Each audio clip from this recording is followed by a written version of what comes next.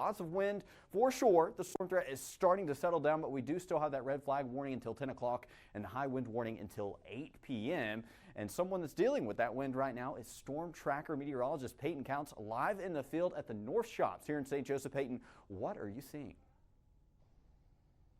That's right, Jared. We are live here at the North Shops right now, and it's been pretty windy, as you can tell. And actually, behind me, it's so windy that there is a medium-sized tree that has been uprooted by the North Shops. We are actually directly right across from Kohl's right now.